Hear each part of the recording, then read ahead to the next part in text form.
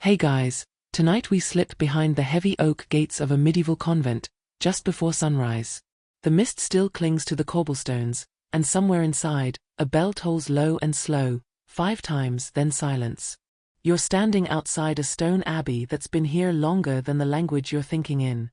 The air smells faintly of woodsmoke, damp linen, and, is that yeast?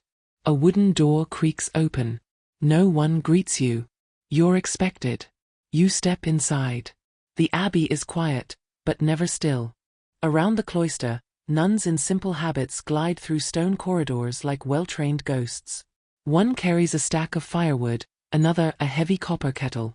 No one speaks yet. The day has not officially begun.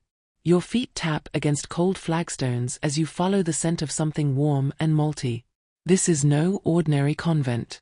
Here, beer is prayer. And prayer is business. You pass under a carved arch. Above it, Latin words loosely translate to work is worship. You probably won't survive this lifestyle, just to be clear. Not unless you enjoy pre-dawn wake-ups, fasting until your spleen throws a tantrum, and praying 6 times a day between shifts stirring bubbling mash. But the nuns? They thrive.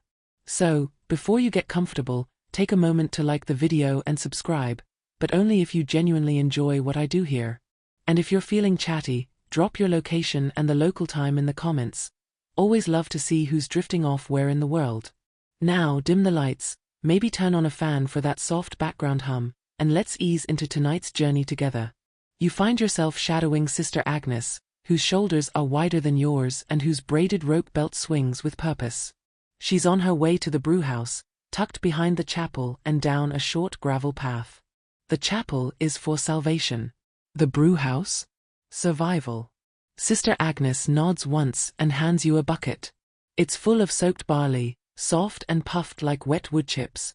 Mash time, she murmurs, barely loud enough to register. Inside, the brewhouse glows with a sleepy heat. A fire has already been started beneath the kettle, a large iron pot so blackened with use it looks like it's been forged from night itself. Wooden paddles lean in a corner like sacred oars. You're handed one. The mash must be stirred. Slowly. Consistently. Clockwise, unless you want a lecture. Agnes demonstrates, then steps back. It's your turn. And just like that, you're inducted into the sacred order of sleepy ale-making. Around you, quiet industry hums. One nun fetches herbs for flavoring. No hops yet, this is the early Middle Ages, and hops are still considered suspicious. Instead, grut, a mix of rosemary, yarrow, and sometimes wild bog myrtle. Historians still argue whether this made the beer taste better or just stronger. Meanwhile, another nun kneels beside a chest of parchment scrolls. These are the brewery logs, inscribed in a looping Latin hand. Each batch is recorded: grain weight, water amount, boil duration, who stirred and for how long. Monks might write about angels and sins. These nuns? Fermentation times and yeast behavior. There's a rhythm here, an unspoken choreography. Brew, pray, clean, count, repeat. By mid-morning, the mash is boiling, and steam clouds the high arched windows. You wipe your brow with a sleeve you shouldn't have used, and one of the older sisters frowns at you over a barrel. You're learning. Eventually, a small bell rings again, 2 short chimes. Time for tierce, the 3rd canonical hour. Everyone files into the chapel. The brew is left to simmer, watched only by the statue of a particularly stern Saint Bridget in the corner, patron of brewers and mothers alike. Her stone eyes never blink. As you kneel on the cold stone floor, you wonder, how did these women come to run such a tight beer operation? Turns out, necessity is a good teacher. In a world where men dominate everything outside the walls, the women inside needed to master their own economy. Brewing wasn't just domestic work, it was financial muscle. And in many convents like this one, the abbess held the purse strings, the ledger, and occasionally, a wooden spoon you did not want to cross. Back in the brewhouse, tierce complete, the nuns return to the task. The grain has done its work, and now it's time to strain, cool, and barrel. Barrels, by the way, are stacked like wooden soldiers along the back wall, each marked with a wax seal and a little smiley cross. Fun fringe fact? Some nunneries branded their barrels with secret sigils, stars, moons, even stylized animals. to trace batch quality or, allegedly, to ward off beer theft by rival abbeys. Beer espionage, more common than you'd guess. By midday, the main brewing is done. Sister Agnes wipes her paddle and nods at you approvingly. She hasn't smiled yet, but she also hasn't sent you to scrub cauldrons, so you're winning. The rest of the day stretches ahead like an unwound scroll. Bookkeeping, garden duties, prayers, and eventually, yes, taste testing. A small sip, purely for quality control. And as the sun slants through narrow stained glass, you realize, this life is relentless, sacred, and surprisingly well hydrated. You're starting to feel the rhythm now. The abbey moves like a slow tide, each bell is a wave, carrying the sisters from task to task. After the brewing, you follow Sister Agnes through a passage that smells faintly of yeast and warm stone. She doesn't say much, but she doesn't need to. The abbey is a place where words are measured like ingredients, used sparingly, but with intention. She leads you into a small scriptorium, the abbey's writing room. Inside, the air is dry, the lighting filtered through oiled parchment windows, and the quiet is so thick it muffles your thoughts. Here, sisters copy everything from psalms to poultry counts. You see one nun bent over a ledger, her quill scratching steadily across the page. This is Sister Benedicta, one of the abbey's record keepers and unofficially, its math wizard. She doesn't look up as you arrive. She's deep in the budget books, tallying how much barley went into the last 5 barrels and whether the abbey's pigs have eaten more than their share of leftovers again.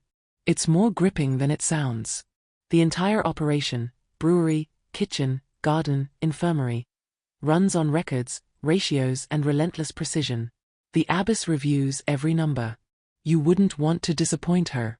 Rumor has it, she once rewrote a faulty cheese inventory using nothing but passive-aggressive psalms. Sister Benedicta finally speaks. Grain yields down 2 bushels from last season. Mice, most likely. Then she snorts. Or God's idea of a joke. You hover behind her as she runs her fingers across tidy columns of ink. This abbey, like many in Europe, is essentially a self-sustaining business. They grow much of what they eat, brew what they drink, and barter for what they can't produce. Brewing isn't just a chore, it's a revenue stream, a sacred spreadsheet made frothy. Every pint poured for a guest is noted. Every loaf of bread traded for herbs at market gets logged. You realize the nuns are running what amounts to a medieval co-op, and the ledger is its beating heart. Your attention shifts to a stack of folded parchment near the edge of the desk. Monthly tallies.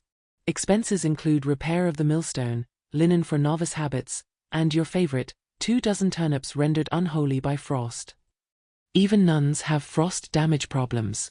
Historians still argue whether nuns were allowed to engage fully in open trade, or if their exchanges had to pass through a male intermediary. What's clear here, though, is that Sister Benedicta does not wait around for permission. She runs numbers like a woman trying to keep heaven solvent. You follow her later to the storage cellar. It's cooler down here, the air thick with damp wood and fermenting dreams. Barrels line the walls, and everything is labeled with chalk signs and Latin abbreviations, some of which might just be inside jokes. One barrel says AMDG, Ad Majorem Dei Gloriam, but it's half erased and suspiciously sticky. The nuns don't taste the beer until after it's blessed. That happens in small batches, usually on market days or feast days. You imagine Sister Agnes standing solemnly before a row of flagons, murmuring prayers that sound suspiciously like quality control reports. But before any of that happens, they've got to bottle and track. Every jug, bottle, and skin of ale is matched to a column in Sister Benedicta's book. You spot one jug tagged with for Father Tomas, 3 pints, and none for his dog this time. Apparently, that's a story for another day. Inventory complete, Sister Benedicta moves back to the scriptorium. Her back is straight, her stride brisk. She's muttering numbers under her breath like spells. You trail behind, amazed at how quietly powerful this world is. Here, leadership looks like patience and order. Here, control tastes faintly of barley. On your way out, you pass the abbess's chamber. The door is closed, but you catch the murmur of voices, likely discussing next week's deliveries, or the repairs needed on the outer wall, or maybe just the best way to keep Brother Michael from borrowing tools and never returning them. Again. Back outside, The abbey's stone walls glow golden in the afternoon sun. A few sisters are tending the herb garden, snipping rosemary and sage, some of which will end up in beer, the rest in stews or medicinal tonics. You spot a younger novice struggling to carry a basket full of onions. She trips, and the onions scatter like startled ducklings. No one laughs. A senior nun just walks over, helps her gather them up, and pats her arm. There's grace in everything here, even the slip-ups. It's not glamorous, this life. It's cold in winter, hot in summer, and there's more scrubbing than glory. But the nuns own their work. They've carved a space in a patriarchal world by being so competent no one dares question them. Quirky fact of the day: some abbeys made so much money from brewing that local lords tried to tax them, only to be shamed in court by abbesses quoting canon law and brewery expenses line by line. Never underestimate a woman with a ledger. As evening draws near, you return to the brewhouse. The kettle is clean now, and the scent of damp grain has faded into something more neutral, like warm stone and spent dreams. Sister Agnes is finishing her notes for tomorrow's batch, ink smudged across her thumb. She glances at you, then back at her page. "You stirred too fast this morning," she says calmly. "But you'll learn. The day is winding down. And so are you." You wake to the sound of footsteps in the hallway, soft, measured, and unhurried. It's still dark, and the abbey hasn't quite come alive yet. But in the brewhouse, flames already crackle under the kettle, casting flickers of orange light on soot-blackened walls. Sister Agnes is at it again, this time with a slight smirk as you arrive late, hair askew and confidence hanging by a thread. She hands you a paddle. "Try not to beat the mash to death this time. Today's batch is special. The abbess has requested the festival ale, a richer, maltier version brewed for feast days and saintly celebrations. More barley, less water, and a closely guarded mix of herbs. Brewing, in this place, is sacred science. It's not just about taste. It's about intention." As you stir, more gently this time, you notice a sister entering with a cloth-covered basket. She lifts the cloth to reveal a dozen hand-sized bundles of dried herbs. This is grut. Before hops became the star of brewing, European beer was flavored and preserved with grut, a mixture that changed from abbey to abbey, season to season. Yarrow, mugwort, wild rosemary, and even juniper berries make appearances. No one knows exactly what each blend did, and historians still argue whether grut was more about taste or theology. Some say the mixtures had mild psychoactive properties. Others insist they were simply what was available in the hedge. Either way, the nuns knew their ratios. Too much yarrow, and your guests would dream in Latin. Too little, and the ale would spoil before the next bell rang. The grut is sprinkled into the boil like a benediction. Sister Agnes closes her eyes as she stirs, perhaps in silent prayer, or perhaps just counting the turns. Across the room, a younger nun measures yeast into a wooden bowl. The yeast here is alive, literally. Passed down through generations, some strains were scraped from the inside of old barrels, others nurtured on damp cloths like sourdough starters with a divine purpose. These women knew their yeast like a shepherd knows sheep, by scent, by texture, by the way it bubbles when coaxed with warm wort. This moment is intimate. The room fills with the scent of boiling grain, sweet and nutty. Steam curls toward the ceiling. No one speaks. There's a reverence here, but also something delightfully mundane. One nun quietly sneezes and wipes her nose on her sleeve. Another sighs as she stirs and mutters, "Too hot for autumn." Brewing, you realize, is both miracle and manual labor. Holy and heavy.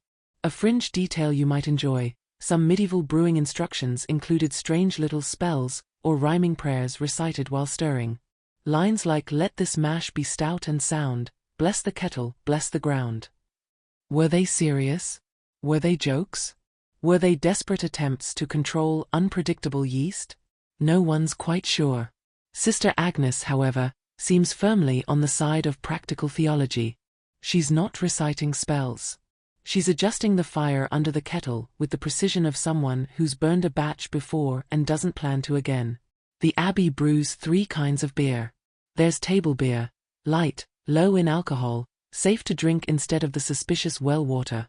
There's guest beer, stronger, more fragrant, brewed for visiting pilgrims or generous donors. And then there's festival ale, the one you're working on now, reserved for special occasions and special people. Guess which one the nuns themselves mostly drink? Yep, the weakest one. Even in their cups, moderation reigns. But beer isn't just for thirst or feasts. It's money. Bottled ale is traded for vegetables, cloth, ink, and sometimes even scribe services from nearby monasteries. And this abbey's beer. It has a reputation. Pilgrims have walked a full day out of their way just to drink what Sister Agnes calls liquid devotion.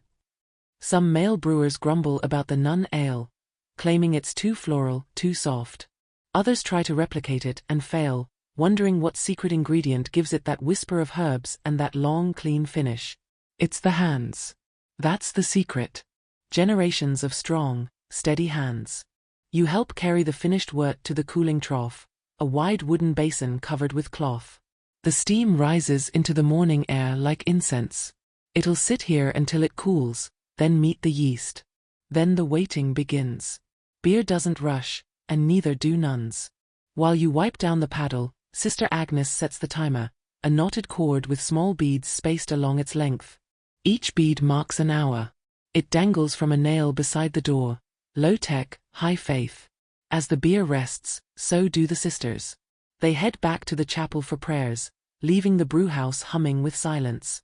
You stay behind for a moment, just to feel the warmth on your face and the smell of toasted grain in your nose. The kettle is quiet now, but it feels like it remembers. Every brew is layered atop the last. Same stones, same steam, same rhythms. And as you step outside into the crisp air, you hear distant bells, and somewhere, someone is singing in a minor key. You don't know the words, but you understand the feeling. By the time you've shaken the steam from your cloak and left the brewhouse behind, your nose is full of barley and your arms are a little sore. You trail the nuns toward the refectory, the communal dining hall where meals are served in silence, save for the soft echo of scripture being read aloud by a rotating sister. Today's voice is Sister Dorothea, nasal, precise, and just bored enough to lull the listener into spiritual reflection or light napping. You find a place at the long wooden table, set with bowls, crusts of bread and, of course, a small wooden mug of beer. This is small ale, also called table beer. It's barely alcoholic, but it's safer than the well water, which tends to carry delightful flavors like algae, silt, and dysentery. People today might raise an eyebrow at nuns drinking beer with every meal, but back then, it was essential. Boiling the mash and fermenting the result killed off most pathogens. And so, water was for washing, beer was for hydration. Your mug tastes mild, like wet bread with a whisper of herbs. Not exactly a party, but oddly comforting. Think oat milk's cousin who went to theology school. After lunch, the nuns return to their stations. You follow Sister Elfrida, one of the abbey's oldest residents. She walks with a limp and mutters prayers under her breath, even when she's chasing chickens. Today, she's tending to the barrels in the storage wing. Some are aging. Some are destined for visiting dignitaries. A few are set aside for the infirmary. Yes, you heard that right. Beer as medicine. Medieval medical theory was a delightful blend of ancient guesswork and divine hope. Ale was thought to balance the humors, warm the body, and gently push out impure thoughts. You'd think the latter was more of a side effect than a prescription. One particular barrel bears the chalk mark FMC, for the infirmary's exclusive use. The nuns call it consolation ale, a thicker, sweeter brew meant to nourish the sick and the stubborn. Sister Elfrida draws a small sample with a pipette-like reed and hands it to you with a wink. It tastes like burnt honey and patience. Meanwhile, in the actual infirmary, the sisters use beer as a base for all sorts of remedies. Have a cough? Warm ale with sage. Feeling faint? Try a pint with an egg cracked into it. Yes, raw. Need a laxative? Ale boiled with onions and mustard seed. You're not exactly lining up to try that one. There's a large ledger on the infirmary desk, recipes, dosages, patient complaints, and a running joke list of miraculous recoveries, many of which seem suspiciously timed around extra beer rations. Historians still argue whether these practices came from formal medical training or passed down folk remedies. What's certain is that the nuns were serious about healing, of body, of mind, and occasionally of soul through mild inebriation. As you walk the corridor, you pass the novice dormitory. A few younger sisters are hauling barrels, and their conversation floats through the open windows. Do you think Saint Bridget drank her own beer? Of course she did. Why bless it if not to enjoy it? You smile. Even here, where silence is golden, gossip finds a way. Down in the cellar, you find a few older barrels stacked behind a tapestry. Long forgotten, perhaps. One is dated over 10 years ago. A nun with a dry sense of humor has labeled it vintage. Sister Elfrida peers at it and shrugs. Too holy to drink. Too heavy to move. Beer in this world is more than drink. It's currency. It's comfort. It's continuity. The abbey's location, nestled between two market towns, means it sees a fair amount of travelers. Pilgrims, clergy, tradesmen. All pass through, and all hear about the beer. Some leave donations. Others leave gossip. A few leave with full casks tucked beneath their cloaks. Every visitor is offered ale. It's part hospitality, part strategy. A well-watered guest is more likely to forget about the missing spoon they loaned the abbey last year. But despite the generosity, the nuns are protective of their stock. A hidden cabinet in the abbess's quarters holds the emergency rations. A few bottles of the strongest brew, corked and wax-sealed, reserved for moments of political persuasion or spiritual exhaustion. You catch a glimpse of one label, for peace negotiations only. It's late afternoon now. The sun filters through high windows and strikes the dust in golden shafts. Sister Agnes is in the yard, scrubbing brewing tools with sand and vinegar. She's humming a hymn you don't recognize, and for a moment, it feels like the whole abbey is suspended in harmony. Stone, sunlight, and slowly aging beer. You sit nearby, sipping the last of your small ale, and wonder how many generations of women have stirred these kettles, counted these coins, and written down these brew logs with ink-stained fingers. It's history that smells of malt and sounds like Latin. And it's far from boring. Evening rolls in gently at the abbey, like honey sliding down the inside of a clay jug. The bells ring again, vespers now, and the nuns move toward the chapel like water seeking its level. You follow, still tasting a hint of that herbal beer on the back of your tongue. The chapel is lit by candles and late sunlight. Shadows stretch across the stone floor, long and saintly. You take a seat in the rear pew, noticing that even here, the faint scent of brewing clings to the wood. Maybe it's in the stone. Maybe it's just you. As the sisters chant, their voices blend into a single current. You feel the weight of their day in the air, not exhaustion but fullness. They've done much with little fanfare, stirred, counted, sung, healed. And now, they sing again. After prayers, you make your way back to the brewhouse for a quiet moment. Sister Agnes is there, of course. She never seems to stop. She's rinsing barrels now, checking them with the same scrutiny a knight might give to their armor. These barrels must hold not just liquid, but reputation. You approach cautiously, and she waves you over. Time to learn the records, she says simply. Inside the brewhouse office, a modest stone room with shelves lined in scrolls, you're introduced to the real backbone of the brewery, the brew scrolls. Each batch ever made, every adjustment, every failed experiment, recorded in careful, looping Latin. Some have tiny ink sketches, a split barley grain, a drawing of a cracked cask, even a sad little face next to a particularly disastrous Grut blend. Benedicta once added wormwood by mistake, Sister Agnes says, tapping the sad face. We drank nothing but regret for 2 weeks. The brewing records aren't just functional, they're alive. Some entries include personal notes. One reads, rain again. Barley wet. Spirits lower than mash. Another, festival ale came out bold. As did Sister Clara, to the bishop's horror. You raise your eyebrows, but Agnes offers no further context. Here's where things get truly impressive, the accounting system. The abbey doesn't rely on loose memory or divine guidance to manage its brewery. It uses a meticulously balanced system of grain-to-yield ratio charts, temperature annotations, and seasonal grain inventories. In the margins, conversions are scratched for trade. How many tankards equal a bolt of linen, or a dozen eggs? You wonder aloud how accurate these ledgers really are. Agnes smiles faintly. Enough that no one questions our math. Historians still debate how much control abbesses really had over finances. In some places, the local bishop demanded oversight. In others, abbesses wielded full autonomy, especially when their convents brought in more income than some monasteries. This abbey, you sense, leans toward the latter. Behind a locked cabinet sits a velvet-bound ledger, thicker, more official, and definitely not meant for novice eyes. That's the main budget book, Agnes says. Only the abbess and Sister Benedicta write in it.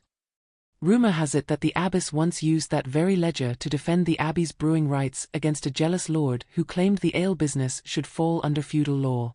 She recited 3 pages of grain data and the profit margin on honeyed beer, until the poor man surrendered, intellectually outmatched and visibly thirsty. Meanwhile, down in the guest wing, the guest ale is being carefully decanted into jugs. These are slightly larger, cleaner, and polished to a faint shine. The nuns treat this beer like visiting royalty: no dregs, no flaws, no shortcuts. This brings you to one of the abbey's oldest brewing customs, the first taste ritual. No batch is ever served to outsiders until one of the senior sisters, usually Sister Agnes herself, tastes it. This is not a swig. It's a process. A spoonful poured into a shallow clay dish. A sniff. A swirl. A single sip. Then a long pause, sometimes with eyes closed. If she nods, it's good. If she frowns, it's back to the kettles. You ask if she's ever rejected an entire batch. Once, she says. We'd stirred it counterclockwise by mistake. Tasted like vanity. Whether the direction truly matters, or if that's superstition coated in routine, is something historians still squabble over. Some suggest that stirring direction was based on symbolic gestures tied to the divine. Others think it was a practical trick to maintain consistency in crowded brewing rooms.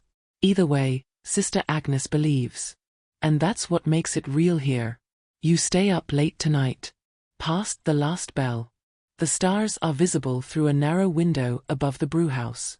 You're alone now, the embers dying low in the hearth, the scent of spent herbs heavy in the air. You glance at the paddle resting on the wall and feel, for a fleeting moment, the weight of 1,000 such tools before it. The unnamed women who stirred before you. The ones who brewed in silence, accounted in ink, and found power in barley. It's not a bad legacy. The next morning, the bells rouse you with their usual softness and threat, 5 clear tolls that shake the sleep out of the stones. You dress in borrowed linen, tug your cloak over your shoulders, and head back to the brewhouse where, unsurprisingly, Sister Agnes is already at work. If she ever sleeps, she keeps it well hidden. Today is market day, which means brewing pauses, bookkeeping sharpens, and the abbey's finely aged beer is loaded carefully onto carts bound for town. The courtyard is alive with movement. Donkeys bray. Wheels creak. Sisters in mud-spattered robes pass jugs, crates, and scrolls with synchronized precision. You're handed a basket of small sealed bottles marked GA, guest ale, and instructed to load them near the front of the cart, next to the herbs and preserves. Sister Benedicta supervises, a roll of parchment in one hand and a charcoal nub in the other. Every bottle is counted twice. Every jug is matched to a list. You ask if anyone ever tries to sneak an extra bottle. We are brides of Christ, she replies without looking up, not amateur smugglers. Then, after a pause, but Sister Edeline once tried to barter 2 bottles for fresh pears. She underestimated how much I love pears. With the final bottle packed, the carts set off. A few sisters accompany them, tasked with managing the stall, collecting coin, and politely avoiding arguments with local brewers. That part can be tricky. You see, nun beer is controversial. Some townsfolk grumble that the abbeys steal business from secular brewers. Others claim it's unfair. Nuns don't pay taxes, after all, or so the brewers say. But the truth is simpler: the beer is just better. It's cleaner, more consistent, and, thanks to meticulous records, remarkably shelf-stable. The abbess once explained that divine favor has little to do with it. We simply follow directions. Unlike some men I could name. But the politics run deeper than foam. You learn that in some regions, abbeys were forced to limit production. In others, they had to disguise sales as donations, or label beer as tonic for weary pilgrims. Historians still argue whether these restrictions were about economics or control, or whether both were simply sides of the same coin. Back inside the abbey, the remaining nuns settle into what they call quiet ledger day. It's exactly as exciting as it sounds, but oddly peaceful. Sister Benedicta invites you to help update the grain exchange scroll. You sit beside her at a desk covered in drying herbs, worn inkpots, and 3 half-eaten pears. She explains the system slowly, as though teaching a sleepy goat to count. For every batch of beer, the abbey must track how much barley was used, how many loaves of bread that barley could have made, how much ale was produced, and how much value the final batch has in trade. Everything must balance, and if it doesn't, someone miscounted, or the beer evaporated, which is nun speak for somebody got thirsty off the record. As you scribble numbers in the margins, you ask if they ever brew for celebrations outside the abbey. Oh yes, she says, tapping a line with her quill. Weddings. Bishop visits. Occasionally, a really impressive goat birth. She gestures to a scribbled note from 5 winters ago, 3 casks, twins born to Cecilia's you. Hallelujah. Later in the day, the abbess herself joins you.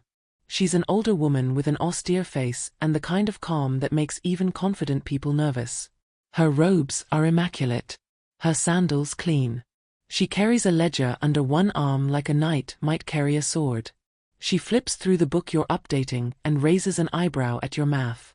You carry your twos a little loosely, she notes, with the faintest smile. Then she places her own book on the desk and opens it with reverence. Inside are notes that span years, batch codes, yield variations by season, changes in yeast behavior, and occasional weather annotations. The abbess explains that this book is used to forecast brewing decisions. If frost hits early, they'll switch to dry roasted barley. If the spring herbs are slow to grow, they'll adjust the grut accordingly. It's brewing meets meteorology meets divine patience. And then you spot something odd.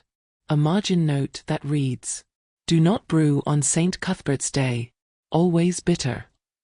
You ask if that's superstition or proven fact. The abbess doesn't blink. Every time we've ignored it, someone ends up in the duck pond. Fair enough. Outside, the carts return, lighter, louder, and flanked by 2 very flushed young sisters carrying baskets of apples and cloth. The market was a success. The coin box jingles like a cheerful sin. You help unload the jugs and return the empties to the cellar. The guest ale is gone. The abbey's coffers are fuller. And somewhere in town, someone is toasting a group of women who brew better than most men and balance books like saints. And as the day fades, the last of the sun hits the chapel spire, and you realize, this isn't just a brewery. It's a self-sustaining world, run by quiet women with louder ledgers. You're sweeping the brewhouse floor, barely managing not to trip over your own borrowed robe, when Sister Agnes steps in, wiping her hands on a towel already stained the color of barley. She watches you a moment before setting down her tools with a sigh and announcing, "We need to talk about taxes." This is not the medieval plot twist you expected. She gestures for you to follow, and together you pass the herb garden, now drowsy in the afternoon sun, and slip through a small wooden door behind the abbey's main hall. It leads to what appears to be an accounting chamber, a place so well organized, even dust seems intimidated. Sister Benedicta is already inside. Her brow is furrowed in that specific way that says, the numbers aren't behaving. On the table lies a scroll, opened halfway, detailing grain shipments and beer yields from the past year. But next to it is a different document, official-looking, with a wax seal bearing the mark of the local lord. Apparently, the abbey has received a polite but unmistakably pointed inquiry about its ale production. The lord wants to know whether excessive quantities are being traded beyond acceptable religious bounds. You raise a brow. Sister Benedicta doesn't look up. He's jealous, she says flatly. Or broke. This isn't the first time the abbey's brewing prowess has drawn attention. Other convents produce beer, yes, but few manage to make profit look so pious.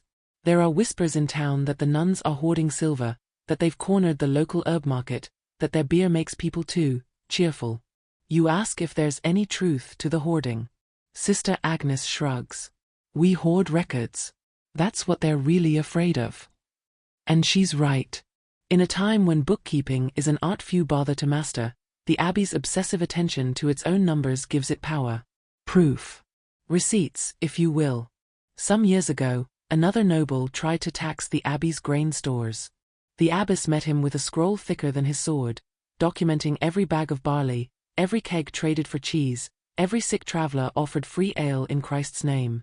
He left with flushed cheeks and empty hands. Still, brewing for God doesn't guarantee protection. Historians still argue whether convents like this one operated independently out of necessity or whether they were, quietly, engaging in economic rebellion. Perhaps both. Back in the brewhouse, Sister Agnes explains how they maintain plausible modesty. Every cask that leaves is labeled for pilgrimage use, even when it's heading straight to the mayor's banquet. Visitors receive generous samples. Donations are encouraged. Payments are gifts in thanksgiving. The abbey walks the line between reverence and cleverness. Beer is never sold. It is appreciated. And if that appreciation happens to come in the form of 6 bushels of apples and a new cooking pot, well, so be it. You follow Sister Agnes to the cellar again. She pulls out a smaller cask tucked behind the others. This one, she says, is for the bishop. Ah yes, the bishop. A man known for 2 things, his loud sermons and his even louder preference for the abbey's stronger Alesh. Every year he visits, inspects the convent, and leaves with his saddlebag mysteriously sloshing. This particular cask is marked with 3 tiny ink dots, code for slightly stronger, add extra yarrow.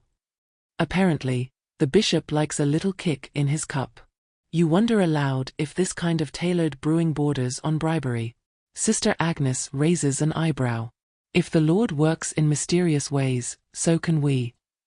Later that evening, the abbess gathers the sisters in the refectory, not for prayer but for discussion. The scroll from the local lord lies on the table like a snake no one wants to touch. There's a quiet murmur as Sister Benedicta reads it aloud. Words like surplus and accountability slither off her tongue. Then the abbess speaks. We will respond. With records. With scripture. With receipts. The sisters nod. Some crack their knuckles. You realize you're watching the medieval version of a legal defense team preparing for court, armed not with lawyers, but with ledgers and holy authority. The abbess assigns tasks. Benedicta will compile the annual brewing log. Sister Agnes will write the official response. 2 younger nuns are sent to the library to fetch canon law references. Someone brings her the abbey seal. Even the novices sense the gravity of the moment. The abbey isn't just defending its beer. It's defending its right to work, to trade, to thrive, not despite its cloistered life, but because of it. And as the fire crackles low and the room hums with soft determination, you realize that beneath the quiet routine of brewing and prayer lies something fiercer. Something that smells faintly of barley, ink, and defiance. It's early, and the air is thick with dew and expectation. Today, a caravan of guests is expected at the abbey. 3 traveling monks from a neighboring monastery, a wandering friar with a suspiciously heavy satchel, and apparently, a bishop scribe who just happens to be passing through. You'd think word about the local beer was traveling faster than the Gospels. The nuns are ready. Sister Elfrida is already in the kitchen, elbow deep in dough, muttering about greedy men and underbaked loaves. You pass her on the way to the brewhouse, where Sister Agnes is preparing today's special, a slightly spiced guest ale, with a touch of honey and sweet gale, an herb chosen for flavor, but also to encourage calm conversation.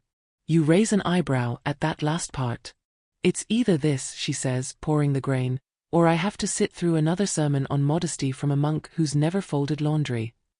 The guest ale is a different beast from the table beer. It's fuller-bodied, more fragrant, and brewed in smaller quantities. The kind of beer that tastes like you're being rewarded for surviving the Middle Ages with most of your teeth. Traditionally, it's brewed only for visiting dignitaries or the abbey's own celebrations. The recipe is adjusted depending on who's coming. Some guests prefer it mild. Others, like the bishop, like it strong enough to sing the Pater Noster backward. Historians still argue whether guest ale was truly brewed with intent to impress, or simply because monks had higher tolerance and louder opinions. The nuns, of course, don't see it as flattery. They see it as hospitality. A well-crafted ale says, "We welcome you." And also, "Please be too cheerful to notice our missing roof tiles." You help stir the mash again. This time, you feel more confident. The rhythm makes sense now. There's a comfort in the repetition, like reciting a prayer, or folding linen, or telling the same story by candlelight every winter. The nuns hum quietly as they work. The mash bubbles. The sun rises. Somewhere, a bell tolls, and you barely flinch. You're starting to belong here. Meanwhile, the abbey prepares the guest quarters. Fresh straw mattresses are fluffed. Woolen blankets are shaken out. The good ceramic mugs are laid out in rows, polished to a faint shine. You note that one of them is subtly larger than the others. "For the friar," someone whispers. You ask why. "He pays in salt," they reply. "And he always spills his stories when he's tipsy." There's a certain choreography to hosting guests. A blend of grace, order, and light manipulation. The friar will be placed near Sister Benedicta, who can charm any man out of his coin pouch with polite accounting questions. The monks will be seated together, far from the bishop's scribe, who might report any overly merry chanting. As the sun reaches its peak, the guests arrive. They're dusty, hungry, and exactly as pompous as expected. One monk begins reciting Psalm 133 before he's even dismounted. The friar asks if the abbey's garden grows wormwood, purely for educational reasons, of course. And the scribe? He looks like he's memorizing the number of barrels stacked near the brewhouse door. Sister Agnes doesn't flinch. She welcomes them with a bow, hands each a mug of freshly poured guest ale, and says with a smile, "Please taste the fruits of our labor, and may your tongue forget every complaint." The monk blinks. The friar laughs. The scribe coughs. You watch as the ale does its work. Within an hour, the monks are complimenting the herb garden. The friar is retelling a parable involving a goat, a chicken, and a very forgiving priest. And the scribe? He's 2 pints in and trying to write down the ale recipe while pretending not to. The abbess observes from a distance, expression unreadable. Later, the guests tour the abbey. They marvel at the scriptorium, poke politely at the infirmary's dried herbs, and make the usual flattering noises about the chapel's acoustics. But it's the brewhouse that holds them. The flickering firelight, the scent of barley and honey, the rows of well-cared-for tools, it all speaks of discipline and devotion. You follow the scribe as he examines the kettles. "Curious," he murmurs. "Such industry from such modest hands." You consider responding, but Sister Agnes gets there first. "We stir with modest hands," she says, "but we serve a God who enjoys good ale." Historians still argue how much power nuns wielded within their cloisters. Some claim they were passive caretakers.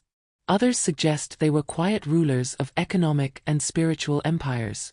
Here, in this abbey, there's little doubt. When evening comes, the guests gather in the refectory for one last drink before rest. The bishop's scribe, now flushed and poetic, raises his mug in a toast to sacred hospitality. Sister Benedicta sips quietly, then leans over and whispers, "Let's hope he forgets we have a second cellar."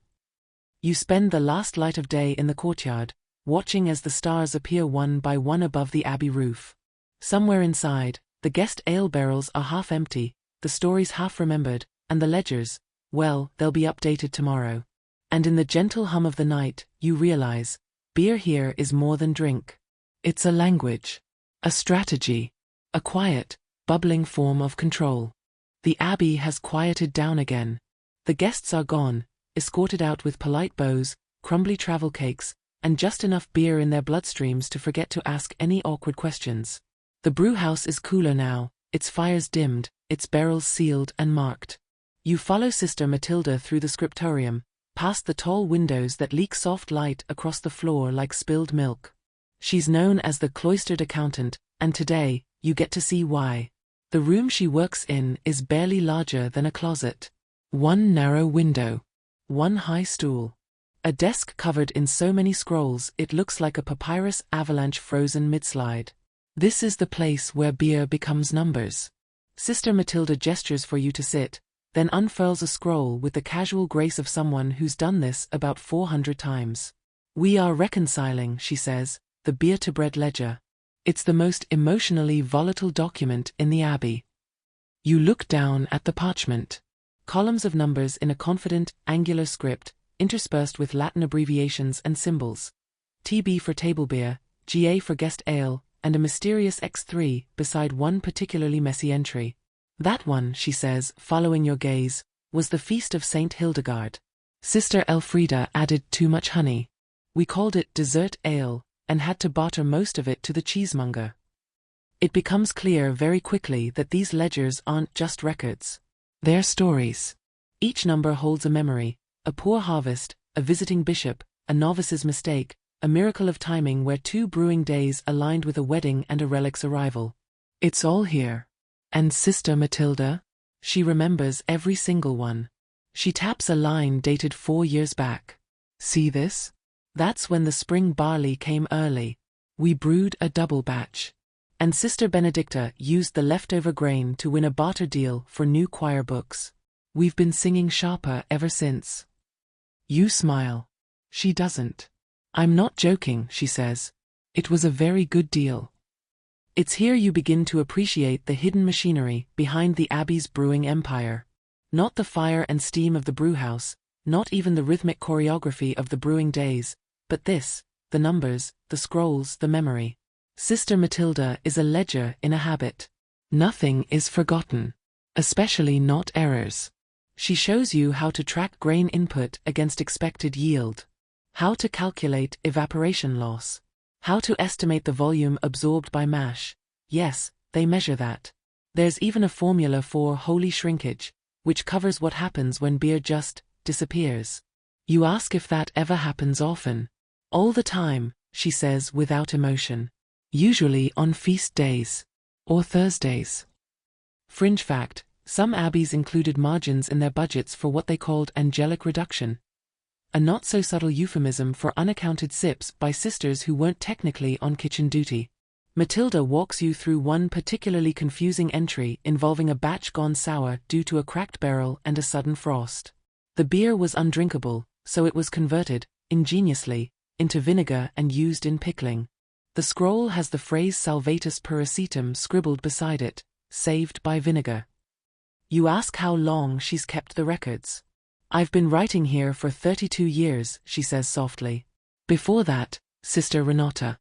And before her, Sister Lavinia. The ink changes. The hands change. But the beer and the numbers remain." Historians sometimes dismiss convent brewing as peripheral. A side task. A humble labor of domestic necessity. But here, in this cramped room with its meticulous notes and faint scent of ink and dust, you see it differently. This isn't humble. It's mastery. And every drop of ale the abbey serves flows through here first, calculated, cross-referenced and recorded. Later, you help her file the day's records. She hands you a scroll tied with a blue ribbon. "Put that in the east alcove, top shelf," she says. "It's the master brewing timeline. Try not to sneeze." You climb a rickety ladder and wedge the scroll into a tight space between 2 nearly identical volumes. You glance down the row, hundreds of scrolls, each labeled, dated, and dusted only when the mood strikes. It's an archive of devotion. A fermenting history of women who turned yeast into autonomy. As you descend, Sister Matilda adds the final note of the day to her current scroll: "Guest ale successful. Scribe visibly swayed. 3 mugs unreturned, acceptable losses." You leave the scriptorium with your head spinning, not from the beer, but from the sheer precision of it all. The sun is sinking again, golden and soft. In the courtyard, 2 novices are arguing over whose turn it is to scrub the herb pots. A hen struts confidently between them. Somewhere, Sister Agnes sneezes with biblical force. You smile. Back in the brewhouse, the paddles are resting. The kettles are quiet. But the math? The math never sleeps. The next morning is cooler. A crispness in the air says that autumn is stepping in, and the abbey seems to respond. Robes are a little thicker, hearths burn a little brighter, and in the brewhouse, the kettles hiss with something that feels moodier. You stir with extra care. The steam curls like breath, and the grain smells darker today, roasted longer perhaps for warmth. Sister Agnes doesn't say much. That's how you know she's thinking. When she finally speaks, it's only to ask, "Have you seen the cheese nuns today?" Ah yes. The cheese nuns. They occupy a separate wing of the abbey, not out of necessity, but by popular request. Their section of the cloister always smells faintly sour and always seems to echo with muffled grumbling about curds. Sister Agnes nods toward the corridor. They've taken our measuring cups. Again. You blink. On purpose. Who knows? She replies flatly. Maybe the Virgin told them their Gouda is holier than our guest ale. There's a long-standing, mostly polite rivalry between the beer nuns and the cheese nuns. It started with a storage dispute over a shared cellar space, escalated during the infamous spilled milk of 1283, and has since mellowed into the kind of Cold War only cloistered women with excellent memories can maintain. Today, it's apparently about equipment. You volunteer to retrieve the cups. Sister Agnes grins. If you don't come back, I'll write a hymn in your honor. You make your way toward the dairy wing. It's warmer here, more humid, and the scent is unmistakable, like butter's grumpy cousin. Inside, Sister Clarentia is kneeling beside a rack of aging wheels, carefully rotating each one. She hums as she works. Her tone suggests that she is, at this moment, very much at peace, and also very much in possession of your measuring cups. You greet her. She does not look up. Finally, after a dramatic pause, "Did your beer catch cold and need warm milk to feel loved?" You smile. "We'd just like our cups back.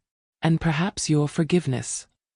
She stands, wipes her hands on her apron, and gestures toward a table where the cups are, clean, polished, and clearly unused. "I suppose," she says, "they belong with the second holiest liquid in the abbey." This, you realize, is the most affectionate insult you'll get today. You return triumphant. Sister Agnes gives you a rare nod of approval and adds, "Next time they take the straining cloth, we're sending Benedicta." Rivalries aside, both departments respect each other's work. They have to. Every feast day at the abbey depends on a delicate truce, beer and cheese paired in holy union, arranged on polished wooden boards like edible treaties. During one memorable Lent, the two factions even collaborated on a beer-washed cheese that accidentally became a local delicacy. After the abbess tasted it, declared it a sinful miracle, and demanded it be made every Easter henceforth. Historians still debate whether monastic rivalries like these were genuine competitions or just exaggerated by later storytellers. But when you see the nuns squinting suspiciously across the courtyard while stirring separate batches of curds and wort, you begin to suspect that some holy pettiness is eternal. As the afternoon wears on, you notice other signs of division, more symbolic than strategic. The cheese nuns pray in the west cloister. The beer nuns prefer the chapel's southern transept. During group meals, they sit interspersed but usually with an empty bowl between them, just in case. But despite all this, cooperation always returns, especially when guests are due, or when barrels need moving, or when the chapel roof starts leaking again. You help Sister Agnes carry a fresh keg to the guest kitchen. As you pass the main corridor, you overhear Sister Clarentia explaining to a novice how the exact humidity in the ripening room makes the cheese blush modestly. You don't dare interrupt. Back in the brewhouse, Agnes is cleaning her tools with a kind of solemn care. "We tease," she says, "but I'd fight anyone who insulted their cheddar." There's a pause. "Except Sister Clarentia," she adds. "I think she could lift a cow." The sun dips lower, and the courtyard fills with orange light. Novices sweep fallen leaves into small heaps. A few older nuns carry baskets of herbs for drying. The abbey smells like woodsmoke, rosemary, and cooling beer. You spend the final hours of the day updating the scrolls, yields, inventory, a small note about recovered measuring cups. Sister Benedicta draws a smiley face next to it, then pretends she didn't. In the refectory, that night's meal includes both beer and cheese, and you watch closely to see how the factions interact. The answer? Grudgingly. Sister Clarentia requests a second mug of ale and raises it in a silent toast toward Agnes, who ignores her entirely while cutting her bread into perfect squares. Peace in the abbey is rarely declared. It just happens through practiced routine. And as the candles burn low and the sisters file out in silence, you feel something rare and powerful, a community stitched together not just by faith, but by flour, milk and mash. By shared tools and stolen ones. By tension and trust. Holy ferment, indeed. Dawn comes with a whisper of frost across the abbey rooftops, and with it, a small procession of nuns shuffling toward the infirmary. It's not an emergency, just the usual suspects, Sister Elfrida's knees, Sister Theodora's persistent cough, and one novice who swears she's allergic to cold air. As you trail behind them, rubbing sleep from your eyes, you start to wonder what happens when the sisters themselves fall ill. The answer, it turns out, is beer. Inside the infirmary, the air smells like thyme, boiled wool, and old hope. Bundles of herbs hang from the rafters. There are neatly stacked linens, an ancient mortar and pestle, and most interesting of all, several jugs of dark ale labeled with Latin abbreviations and grim little smiley faces. Sister Lucia, the abbey's de facto healer, is stirring something murky in a pot and humming a hymn that's just slightly off-key. She waves you in. Today we make medicine, she announces. Which is to say, beer with ambition. This is the abbey's medicinal ale, brewed not for pleasure, but for healing. Stronger than table beer, thicker than guest ale, and full of additions that could either restore your health or make you deeply question your commitment to recovery. You glance into the pot. Floating in the mix are sprigs of sage, a knuckle of ginger, and a generous pour of honey. Sister Lucia adds a pinch of dried marigold and a suspiciously large piece of garlic. You blink.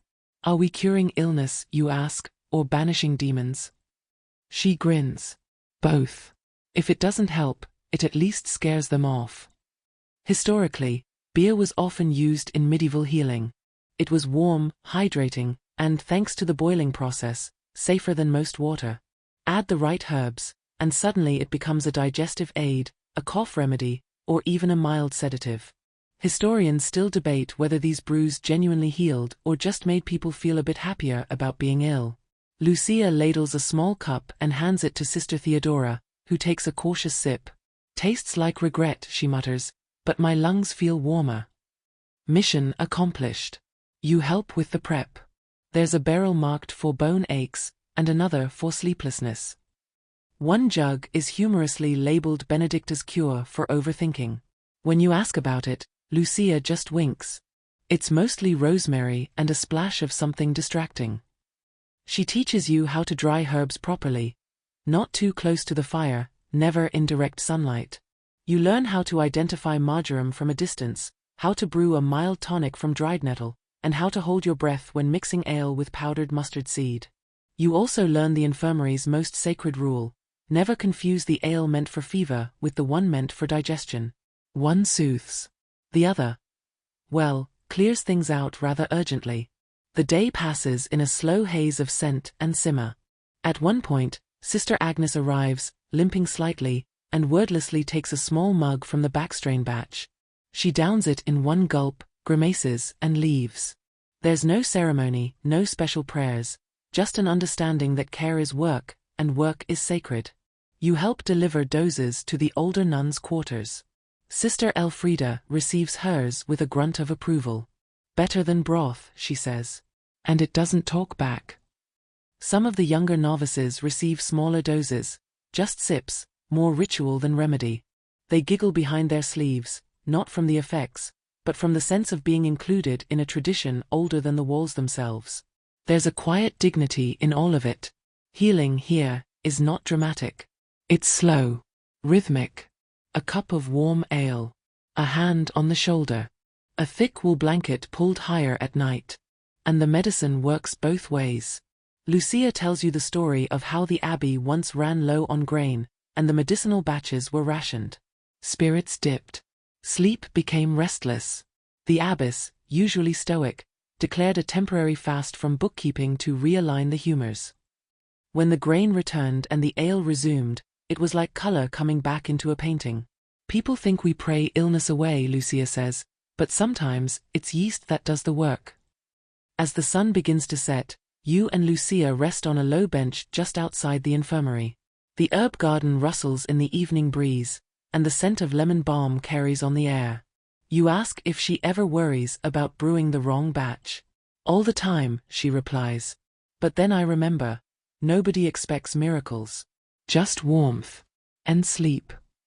You sit quietly for a while, letting the day wind down around you. In this abbey, care comes in mugs. Healing comes in handfuls of dried leaves and handwritten labels. And every sister, no matter how silent, stern, or sarcastic, knows that when you're ill, there will be warmth. And it will likely taste faintly of sage. You wake to the sound of laughter. Not the giggles of novices trying to sneak extra bread, or the occasional snort during a badly sung psalm, but the quiet, muffled kind that usually precedes either a miracle or a minor scandal. You follow the noise to the back courtyard, where a few sisters are standing in a loose huddle around something clearly amusing. As you step closer, Sister Benedicta waves you over and says dryly, "Congratulations. You've arrived just in time for the cider incident." And there she is. A red-faced novice named Juliana, standing beside what can only be described as a poorly hidden barrel, is trying to explain how she thought the apples were going to waste. "It's not beer," she insists. "It's a separate beverage. Entirely theological in distinction." Turns out, she tried to make cider. Using windfall apples. In a spare washtub. In the herb shed. Without asking anyone. The result is potent. Sharp-smelling. Bubbling with a little too much enthusiasm. And quite illegal within the confines of the abbey, which, though expert in barley, has never officially approved fermentation experiments in non-sanctioned vessels. Sister Agnes crouches beside the barrel, dips a clean reed in, and tastes it with the grim resignation of a nun who's been through worse. "It's awful," she says. "Congratulations. You've made wine for sinners." Sister Benedicta scribbles something on a parchment. "Juliana. Cider. Noted." The punishment isn't harsh. The abbess, when told, simply sighs and mutters something about the dangers of unsupervised enthusiasm. Juliana is assigned 2 weeks of laundry duty and banned from the herb shed until Advent. But the cider? That's a different story. Rather than dump it, an act bordering on heresy in a place where waste is the only unforgivable sin, it's quietly repurposed. Some of it will be used for vinegar. Some for cleaning brass. A few bottles are set aside and marked for experiments. A code word in the abbey that can mean anything from floor polish to maybe this cures headaches. You follow Sister Juliana that afternoon as she's given the task of cleaning the brewhouse tools, a subtle message that while beer is welcome here, innovation requires a little supervision. She seems oddly cheerful about it. "I just wanted to try something," she tells you, rinsing out a bucket. "The apples smelled sweet.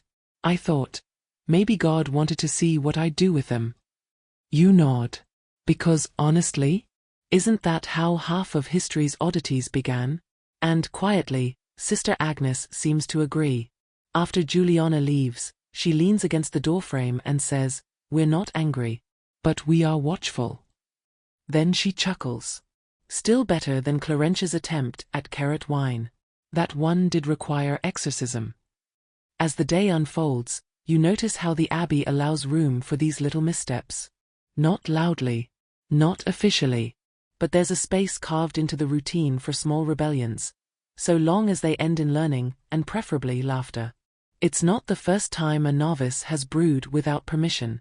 Sister Lucia once tried fermenting elderberries. Sister Theodora famously attempted a rose petal infusion that stained every bottle pink.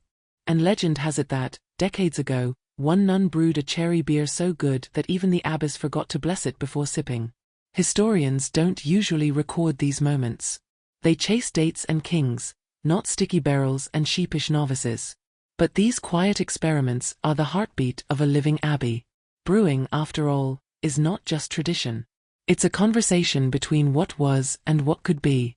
You pass by the herb shed later and notice a small sign has been posted, "No apple projects until further notice." It's written in Latin, but the tone is unmistakably exasperated. Back in the brewhouse, the sisters prepare for a regular batch. The chaos of Cidergate hasn't disrupted the schedule. The grain is soaking. The fire is low. And the paddles are laid out like trusted tools in a surgeon's kit. You stir slowly, remembering to keep your pace steady, clockwise, respectful.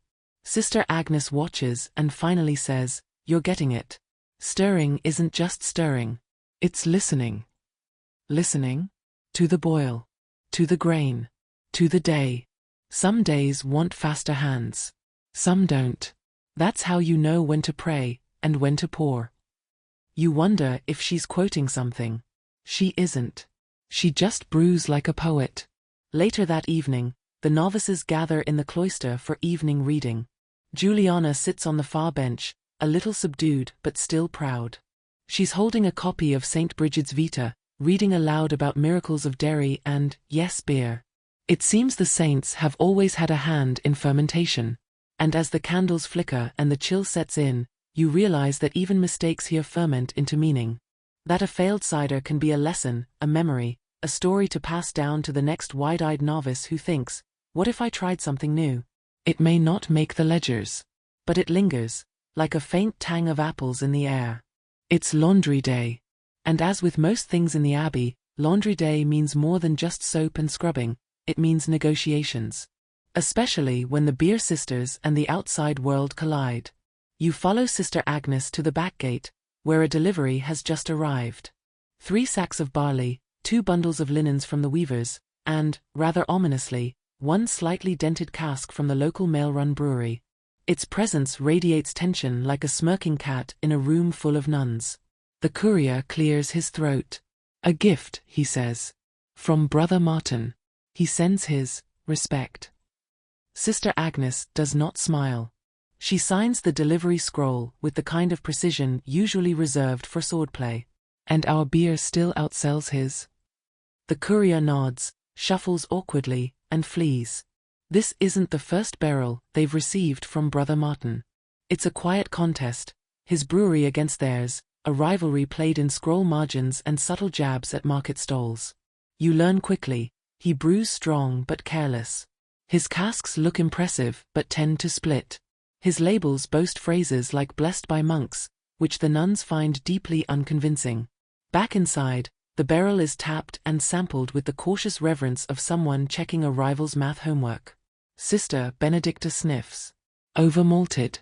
Under-rested. Probably tried to rush it for the feast. Sister Agnes takes a sip. Ambitious. Like a sermon that forgets its own point. The rivalry between the Abbey and Brother Martin's brewery goes back years. Not because of competition alone, but because of what it represents. Women quietly mastering a craft the outside world insists belongs to men. The sisters don't just brew better. They do it without fanfare, without profit motive, without the tavern theatrics. They simply persist. And that persistence? It stings. You accompany them to the next market day. This time, the stall is fuller. Bottles line the table, each sealed with wax and marked by the careful calligraphy of Sister Matilda. The guest ale. The table beer. Even a small batch of healing brew labeled for donation to a nearby hospice. Down the row, Brother Martin's stand gleams. Bright banners. Wooden taps shaped like shepherd's crooks. His apprentices pour mugs with theatrical flair. One even juggles. You watch as a young couple samples both brews. They sip Martin's first. They smile. Then they try the nun's ale, and immediately buy 3 bottles. No contest. Still, Martin plays to the crowd. Ladies make gentle drinks, he tells a group of travelers. Ours have character. Strength. You hear Sister Agnes mutter, ours don't give you regret in the morning. By mid-afternoon, the abbey stall is nearly empty. A few pilgrims ask if they can reserve future bottles. One bishop's clerk, visibly flushed, tries to buy the display mug. He's gently redirected to the prayer scrolls. You help pack up, and as the sisters count the remaining bottles, Sister Benedicta does a quick tally. Sold out by tierce, she says. Again. Later that evening, word comes that Brother Martin's strongest batch caused 3 mild stomach revolts in the village. Sister Agnes doesn't gloat. She just adjusts her notes in the brewing log and adds a small drawing of a broken tankard beside his name. You ask if they've ever tried to make peace with him. We offered to trade yeast strains once, she says. He declined. Said ours might be too delicate. You don't need to hear how that conversation ended. The silence says enough. Historians rarely write about these kinds of rivalries. But they existed, in guilds, kitchens, and cloisters. Brewing wasn't just chemistry, it was reputation, influence, and, in some ways, quiet resistance. You notice that even within the abbey, stories of Martin get passed like bedtime tales. The time his barrels froze. The time he confused salt for sugar. The time he tried to mimic the Nuns' herb blend and turned his ale green. They don't hate him. Not really. They just brew better. And it's not because they're trying to prove anything. It's because they care. Because their beer feeds the poor, funds repairs, eases aches, and marks feasts. It's part of their prayer, their purpose, their peace. And if that excellence just so happens to make a few egos squirm, well, that's just a bit of heavenly carbonation. The stars are out again. You sit near the cloister fountain, a warm mug of table beer in hand, and listen as Sister Agnes tells the story of the Battle of the Bottles. A long-ago contest judged by a visiting cardinal who, rumor says, asked for seconds from the abbey cask and politely returned the brother's ale with a discreet cough. "Delicate, is it?" she says now, raising her mug. "Delicate tastes like wisdom. And you drink to that." It's raining today, not the theatrical kind with thunder and shouting skies, but the soft, persistent drizzle that soaks everything in a quiet shrug. The kind of rain that says, you won't get much done, but you'll feel pensive doing it. The abbey adjusts accordingly. Prayers are moved to the small chapel. Laundry is postponed. And the brewhouse, always warm and humming, becomes the gathering place not just for the day's brewing, but for stories. You enter just after the first bell of the morning office, and find Sister Agnes not by the kettle, but seated at the long bench with a cup in hand. The fire is crackling, the steam is rising, and the mood is soft. Today, she says, we let the grain rest. And maybe the soul too. So, you sit. And the stories begin. One novice, voice barely above a whisper, asks about the time the abbey ran out of yeast. Sister Benedicta leans in. That was the year of the big freeze. Winter ate the barrels. The yeast died. The beer nearly did too. She tells how Sister Lucia saved the day, scraping the last live culture from the bottom of a forgotten jug and reviving it with prayer, patience, and 3 teaspoons of honey. Historians might not believe that kind of story. But then again, historians don't have to drink beer made from frostbitten mash. Someone else asks about the strangest ingredient ever brewed. Sister Agnes chuckles. Myrtle berries. We were trying to get fancy. It ended up tasting like regret and tree bark. Sister Clarentia adds from the corner, still better than the mint experiment. There's laughter. Not loud. Not wild. Just warm. Rain patters against the leaded windows. You sip table beer, now slightly herbal from a sprig of sage added in the infirmary's attempt to soothe the digestion.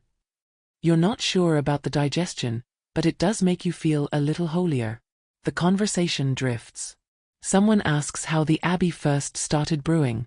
The abbess, who you didn't realize was there, speaks from the shadows near the door. It began with need, she says. And flour. You all turn to listen. Before we had the brewhouse, she continues, we made weak beer in the kitchens, barely fermented, more bread than drink. But it was clean. And safe. And that was enough. She tells of the old days, when barrels leaked and grain was stored in sacks hung from rafters to keep out rats. When the first ledgers were kept in charcoal on slate. When Sister Lavinia used her own cloak to strain the mash because they had nothing better. And it worked, she says. Not because we knew what we were doing, but because we kept showing up. You glance at the kettle. At the paddles leaning by the wall. At the rows of casks, each marked with the careful lettering of someone who believes that even mundane things deserve dignity. Historians still argue how central beer was to monastic life. Some claim it was a footnote. Others, a foundation. Here, in the quiet rhythm of stir and rest, record and sip, it's clear, beer is not just a beverage. It's a relationship. With time. With labor. With one another. The abbess finishes her story and departs as quietly as she arrived. In her absence, Sister Matilda picks up a scroll and begins reading from one of the older ledgers. The Latin is formal, but the entries are full of character. Batch 218, rainy week. Firewood damp. Agnes in foul mood. Ale, however, turned out beautifully. Batch 219, visitor from Florence. Unimpressed by table beer. Left impressed by guest ale. And Agnes's silence. You laugh with the others. These notes are more than records. They're emotional weather reports. Later, as the rain lightens to a mist, you help clean the brewhouse. The steam has subsided. The fire is just embers. You scrub the bench where you sat, dry the mugs, hang the towels by the warm wall. Sister Agnes places the last cleaned paddle on its hook and says, "Sometimes the best thing we brew is a pause." And that stays with you. You spend the evening walking the cloister. The rain has left small puddles on the stone paths, each reflecting flickers of candlelight from the chapel windows. The abbey is silent again, but it's a silence filled with presence, like a mug filled just to the brim. You pass the herb garden, the cider shed, the cellar door, all tucked into their corners of this sacred maze of labor and laughter. Tomorrow, the brewing resumes. But tonight is for memory, for mist, for the kind of day that adds nothing to the ledger, but everything to the heart of the story. The morning starts, as so many have, with the bell. Not loud, not urgent, just a steady call to begin again. You rise slowly now. Your legs know the path. Your hands find the robe. You step into the chill corridor of the abbey like you belong there, because in some small way, you do. Today is the last brewing day of the season. The harvest is in. The grain stores are full. The herbs are dried and bundled. And the brewing, as always, must respond to the rhythm of nature. This final batch is a tradition. A kind of closing song. The nuns call it Sanctum Ultimum, the last sacred. It's not stronger, or flashier, or particularly different. But it's made with care, with the best barley, and with the yeast strain they've nurtured all year like a beloved guest who just refuses to leave. You join Sister Agnes by the kettle. She doesn't speak, just hands you the paddle. You know what to do. The mash is familiar now, its weight, its voice. You stir with patience, with presence. This time, it's not about learning. It's about doing. Around you, the abbey hums. Not with the bustle of feast days or the clamor of guest arrivals. Just a quiet, steady motion. Like breathing. Sister Matilda updates the brewing scroll with elegant strokes. Sister Benedicta prepares the new ledger page for the coming year. Sister Lucia adds a final handful of lavender to the herb mix, fragrant, subtle, calming. And the abbess, for once, joins you in the brewhouse. She doesn't wear her formal robe today. Just a plain habit, sleeves rolled, hands steady. She takes the second paddle and begins to stir. "This," she says softly, "is how we remember." You ask, "Remember what?" She smiles. That even the smallest work is sacred. That nothing we make is ever really gone. You stir in silence for a while. Then the boil begins, and the air is filled with the scent of barley, honey, and herbs, a warm perfume of closure. The final cask is prepared with extra care. It's sealed with wax, stamped with the abbey's mark, and set aside not for guests or markets or trade, but for the sisters themselves. For winter. For stillness. Historians wouldn't record this moment. It's too ordinary. Too quiet. No wars are won here. No crowns are passed.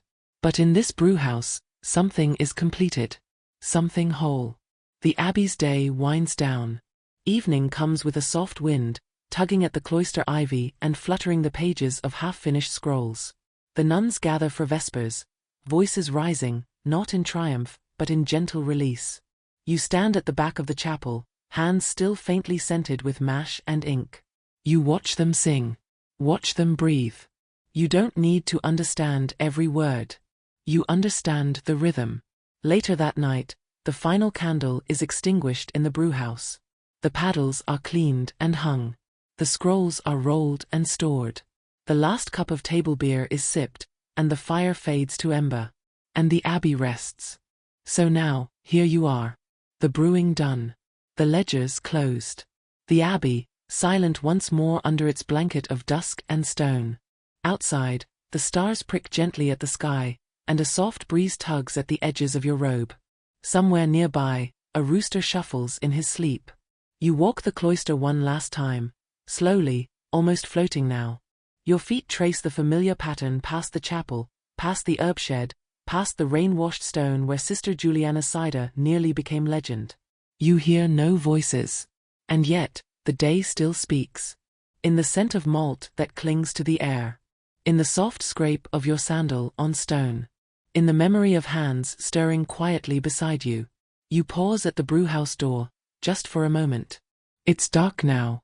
Cool. But the warmth lingers, like a held breath, like a soft goodbye. Tomorrow, the abbey begins again. The bells will ring. The herbs will dry. The scrolls will open. And somewhere, someone will lift a paddle and begin to stir. Because the work never ends. And that is its own kind of peace. So let yourself rest now. Let your breath deepen. Let the quiet sink into your bones. You're safe here.